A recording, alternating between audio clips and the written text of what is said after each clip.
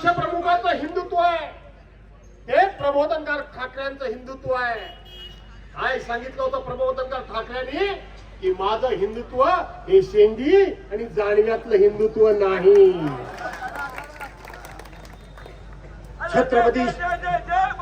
छत्रपती शिवाजी महाराजांनी ज्या पद्धतीने सगळ्या जाती धर्माच्या पक्षाच्या पंथाच्या लोकांना एकत्र करून हिंदवी स्वराज्य उभं केलं, तो आदर्श आमचा आहे. या देशामध्ये राहणारा प्रत्येक जो राष्ट्रीय नागरिक आहे तो आमचा आहे. हे आमचं हिंदुत्व आहे. मी या भागामध्ये जर मुस्लिम बांधव असतील आणि माझा आवाज ऐकत असतील तर त्यांनाही आव्हान करतो, त्यांनाही विनंती करतो की आज काँग्रेस आमच्याबरोबर जाणीवपूर्वक आलेली नाही, जाणीवपूर्वक आलेली नाही. आज तुमचा सगळ्यांचा विश्वास मुस्लिम बांधव असतील, बौद्ध असतील, ख्रिश्चन असतील, ईसाई असतील, त्या ठिकाणी जैन असतील, मारवाडी असतील, जे कोणी असतील, त्या सगळ्यांचा विश्वास उद्धव बाळासाहेब ठाकरेंच्यावर आहे. काय आहे? भारतीय जनता पार्टीचे लोक विचारतात की उद्धव साहेबांनी सत्य कंटाळलात का तुम्ही? सभाहून बराच वेळ सुरू झाला असेल. बोलू काय चालेल चालेल महिला भगिनीचं काम होत आणि म्हणून हे बिनकामाचे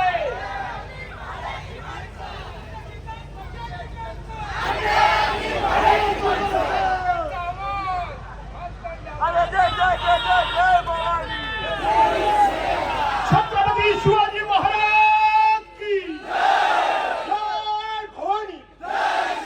हिंदुत्व सम्राट शिवसेना प्रमुख माझ्या बाळासाहेब ठाकरेंचा. आणि म्हणून बांधवांनो भगिनीनो, हे भाजपाले विचारतात की मुख्यमंत्री असताना उद्धव साहेबांनी काय केलं. या मुंबईकरांना मी सांगणार आहे की मुंबईकरांनी तो 2020चा कोरोनाचा काळ आठवा. कोरोनाचा काळ आठवा.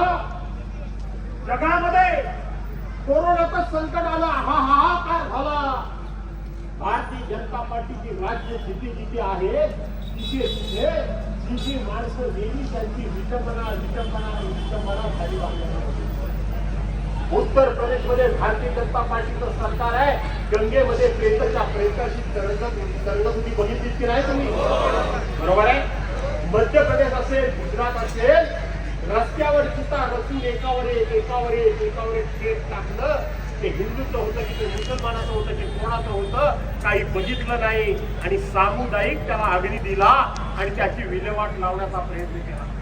माझा प्रश्न आहे सगळ्या जाती धर्माच्या लोकांना, माझा प्रश्न आहे भारतीय जनता पार्टीला, असं एक उदाहरण सांगा की माझा नेता हिंदुत्ववादी आहेत, उद्धव बाळासाहेब ठाकरे हिंदुत्ववादी आहेत, पण त्यांनी कुठल्या तरी जाती धर्माच्या माणसाचं त्या ठिकाणी झालेलं प्रेम त्याची सन्मानाने विल्हेवाट लावली नाही. असं एक उदाहरण सांगा प्रत्येकाची सन्मानाने विल्हेवाट लावली. मला विचारते भारतीय जनता पार्टीला, अरे ज्या वेळेला इथं मुख्यमंत्री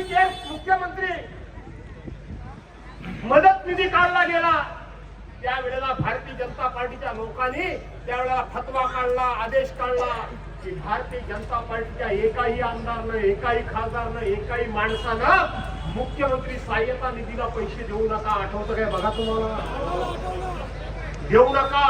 सगळे पंतप्रधानांच्या सहाय्यता निधीमध्ये द्या, पीएम केअर फंडाला द्या. महाराष्ट्राचे तुम्ही नेते, महाराष्ट्रामध्ये तुम्ही राहता. आज तुम्हाला मराठी आठवले, आज तुम्हाला गुजराती आठवताय, आज तुम्हाला मारवाडी आठवताय, आज तुम्हाला जैन आठवताय. पण त्या काळामध्ये उद्धव साहेब मुख्यमंत्री होते म्हणून भारतीय जनता पार्टीच्या लोकांनी सांगितलं की मुख्यमंत्री सहाय्यता निधीमध्ये पैसे देऊ नका. उपचार कोणाला करायचे होते? लोक त्यावेळेला ऑक्सिजन करता रस्ती फिरत होती. लोक त्यावेळेला गोळ्यांकरता धाय मोकळून रडत होती.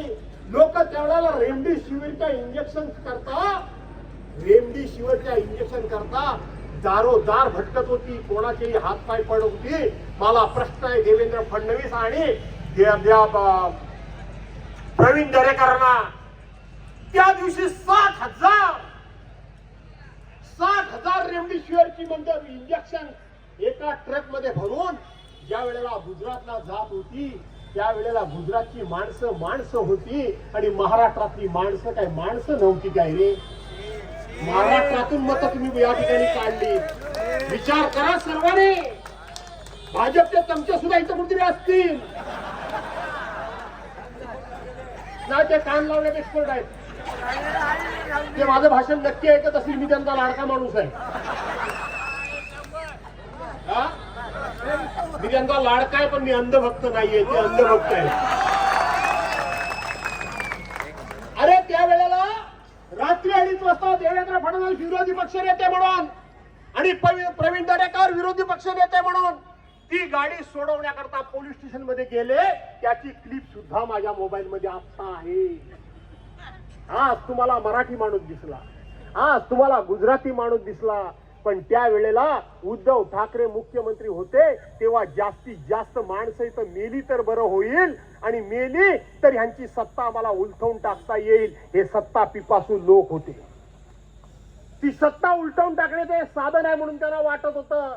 पण माझ्या पक्षप्रमुखानं राज्याच्या मुख्यमंत्र्यांना त्यावेळेला एवढ्या शांतपणे परिस्थिती हाताळली. शांतपणे सुप्रीम कोर्टानं कौतुक केलं. देशाच्या पंतप्रधानांना कौतुक करावं लागलं. WHO सारखी जागतिक आरोग्य संघटनेनं सांगितलं की उत्तम प्रकारची जर परिस्थिती कुणी हाताळली असेल तर महाराष्ट्राचे मुख्यमंत्री उद्धव बाळासाहेब ठाकरे. धारावी सारख्या असे आशिया खंडातल्या सगळ्यात मोठ्या झोपडपट्टीमध्ये कोरोना तिथल्या तिथं कोंडून ठेवण्याचं काम उद्धव साहेबांनी केलं. बाहेर फैलवू दिला नाही. तुम्ही काय करत होता? तुम्ही सभागृहामध्ये सांगितलं. देवेंद्र फडणवीस असतील, एकनाथराव शिंदे असतील, यांनी सभागृहामध्ये सांगितलं की त्या वेळेला आम्ही ड्रेस बदलून, कपडे बदलून, जोकर होऊन बोलत होती की नाही. कोण म्हटलं मी इकडे काळी टोपी घातली, कोण म्हटलं मी तोंड लपवलं. अरे तोंड लपवण्यासारखंच तुमचं काम होतं त्या वेळेला. कोण म्हणत होता रात्रीचा मी गॉगल लावला आणि रातोरात एकमेकाला भेटत होते आणि भेटत असून सत्ता उलटवण्याकरता म्हणून त्यावेळेला एक झाले होते आणि त्याच वेळेला उद्धव साहेबांचं आणि तुमचं माझं दुर्दैव आडवं आलं. उद्धव साहेबांच्या मणक्यावर, पाठीच्या कण्यावर खूप मोठी शस्त्रक्रिया करण्यात आली. त्यावेळेला उद्धव साहेबांचं एक भाषण ऐका की 80 तास माझ्या अंगावर बसलेली माशी सुद्धा मला कळत नव्हती. याचा अर्थ हे नतद्रष्ट आहेत. ते पाण्यात देव ठेवून बसले होते. त्यांना वाटलं होतं की आता उद्धव साहेब उठूच शकत नाही. उद्धव साहेब उठूच शकत नाहीत. आता आपला कार्यभाग झाला, आपल्याला सत्ता मिळेल. पण शिवसेना प्रमुखांचे महासाहेबांचे आशीर्वाद उद्धव साहेब उठायला लागले, हाताला धरून बसायला लागले आणि हळूहळू कारभार करायला लागले. त्याच वेळेला यांनी 40 आमदार फोडले आणि उद्धव साहेबांची सत्ता घालवली. अरे कोणत्या तोंडाने विचारता तुम्ही? कोरोना सारख्या संकटामध्ये ज्यांनी हा महाराष्ट्र वाचवला, जाती धर्माचे लोक वाचवले. इथं मुस्लिम बांधव असतील तर त्यांना सुद्धा माझी विनंती आहे, गुजराती असतील, मारवाडी असतील, त्यांना सुद्धा माझी विनंती आहे की अशा प्रकारची मदत करताना माझ्या पक्षप्रमुखांनी हा गुजराती आहे की मारवाडी आहे, हा ख्रिश्चन आहे की जैन आहे, हा हिंदू आहे की मुस्लिम आहे असा भेदभाव केला नाही. मग तुम्ही आज भेदभाव का करतात? भाजपच्या नादाला लागू नका. भाजपच्या नादाला लागू नका. कारण भाजप हा संपूर्ण देश आणि राज्य तोडायला बसलेला पक्ष आहे. राज्य आणि देश तोडायला बसलेला पक्ष आहे. एक 5 मिनिटं फक्त बोलतो. सगळ्यांनी शांतपणे विचार करा. ही महानगरपालिका शिवसेनेच्या ताब्यामध्ये का असावी? त्याचा आदित्यजी ठाकरे यांनी उत्तम प्रकारचं प्रेझेंटेशन दिलेलं तुम्ही बघितलं असाल. बघितलंच ना? मी माझ्या मुंबईचं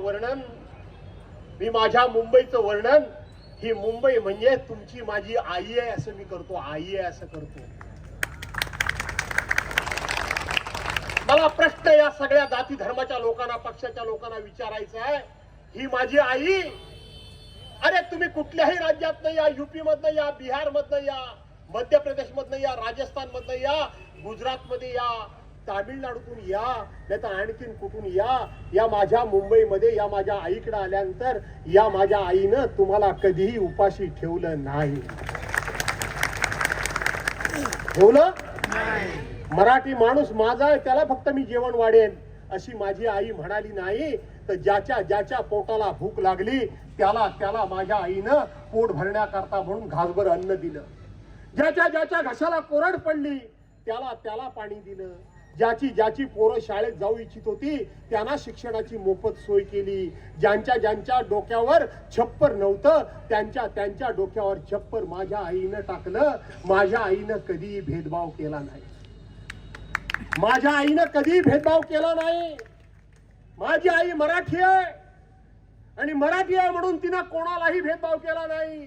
एका आईची जर 4-6 लेकरं असतील तर ज्या पद्धतीनं साक्षात आई 4-6 लोकांचं सारखंच ही ती चिंतते तशा माझ्या या मुंबईच्या आईनं तुम्ही कुठल्याही जाती धर्माचे असा तुम्हाला सर्वांना सम न्यायानं वागवलंय. वाद काय आहे? वाद नाहीये. आमची मागणी काय आहे? आमची मागणी एवढीच आहे की हा महाराष्ट्र आहे आणि महाराष्ट्राची राजधानी माझी मुंबई आहे आणि मुंबई म्हणजे मराठी माणसाचा हक्क आहे.